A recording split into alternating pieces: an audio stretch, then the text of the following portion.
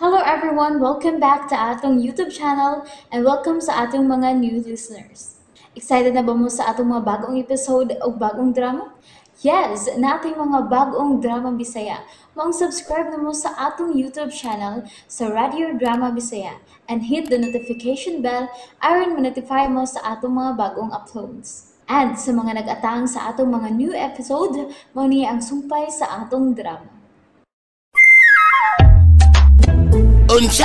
Ikaw? Kinsa man ka makigriban ako? Abog ra ka sa katiling bantasyo. Way bulingit og dagway nga magkapanag-iya ni Lolita. Ako ra!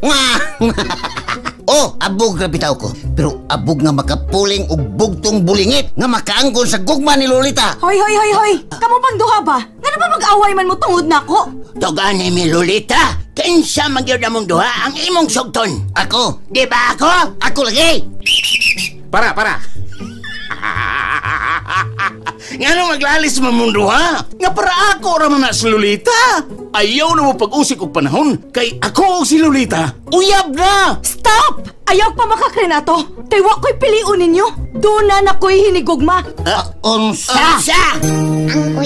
Ang gugma, mubo nga pulong sayon ispilingon apan lisod sabton. Inguni ni ang hulagway sa panagribal nila ni Tasio, Renato ug ni Lolo Goryo. Kinsa nag-ilog kung kinsay makadama sa labas nga gugma ni Lolita. Apan unsay linugdangan sa mga tag-as ug garbo kung ang usa ka tawo di mo dawat sa kapildihan. Unsay sangputanan kung ang tawo di mo dawat sa kamatuoran. Unsay bunga kung ang traidor maunay muhari sa iyang galamhan. Ang karibal kung Lolo. Makalingaw, puno sa misteryo ug pakatawa. Tagsulat Emmanuel Nadila Sacul. Ubos sa direksyon ni Ray Arellano. Spinner Joel Bense. Audio editor Randy Tayad. Soundman Ricky Bangis Karing. Mapasigarbong ginalit ka ninyo sa RMN Drama. Ang karibal kung Lolo.